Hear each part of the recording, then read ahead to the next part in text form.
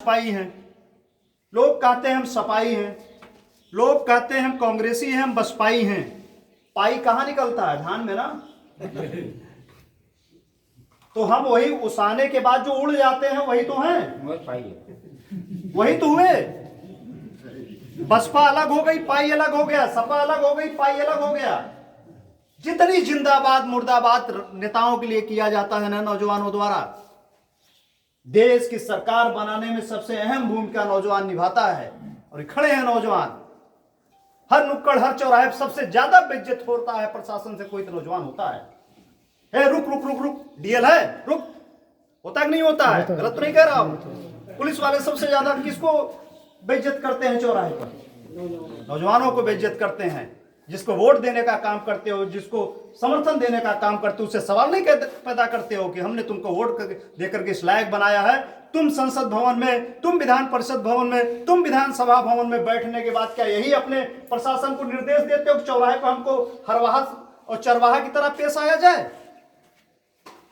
ये सवाल नहीं कर सकते हो नौजवान।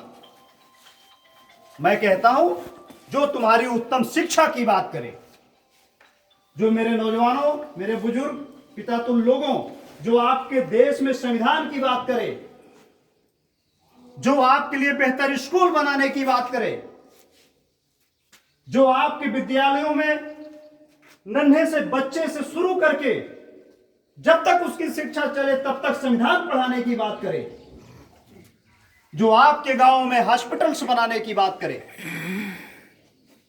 जो आपके बहन बेटियों के गुजरने वाले रास्ते पर उनकी सुरक्षा के लिए सीसी कैमरे लगाने की बात करे, जो इस देश में महिला सुरक्षा को स्थिर करने की बात करे, हमें ऐसा नेता चुनना पड़ेगा। गलत तो नहीं कह रहा हूं मैं? इस देश का जन्मदाता कौन है? इस देश का अन्नदाता कौन है? हमारा किसान है। 4 दिन नहीं रह पाए परदेसी लॉकडाउन में, 4 दिन नहीं रह पाए। और पिछले मुझे लगता है 4 महीने से हमारा किसान उन्हें अपने घरों में बैठा के खिला रहा है। सारी जलालत झेलने के बाद, सारी मुसीबत झेलने के बाद आज हम यहां पहुंच गए कि 4 दिन की रोटी हमारे जेब में नहीं बची है। आखिर क्यों? कोरोना कब तक रहेगा? जब तक संविधान द्वारा बनाई गई रेलें नहीं बिकी जाएंगी, जब तक संविधान द्वारा बनाए गए स्कूल नहीं बेच लेंगे, जब तक संविधान द्वारा बनाए गए सरकारी बस अड्डे नहीं बेच लेंगे, संविधान प्रदत्त सारी चीजें जब तक बिक नहीं जाएंगी, तब तक कोरोना इस देश में रहेगा। नोट कर लीजिए मेरी बातों, तब तक कोरोना रहेगा। और कोरोना का काल तब तक बढ़ता रहेगा जब तक इनको लगेगा कि हमारे बिक्री में कोई अवरोधक बनने की तैयारी कर रहा है, तब तक बढ़ेगा, ताकि उसके ऊपर एनएसए लगाकर उसको उसके घर में कैद किया जा सके। तब तक बढ़ेगा। इसको समझने की जरूरत है।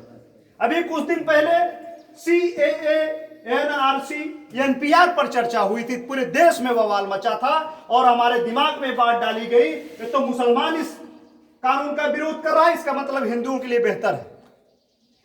कोई साथी हो अगर एनपीआर, एनआरसी और सीए के विषय में बताने वाला, तो मैं चाहता हूं आके बता सके। अगर नहीं बता सके तो मैं बोल दूं। दोनों बता सकते हो?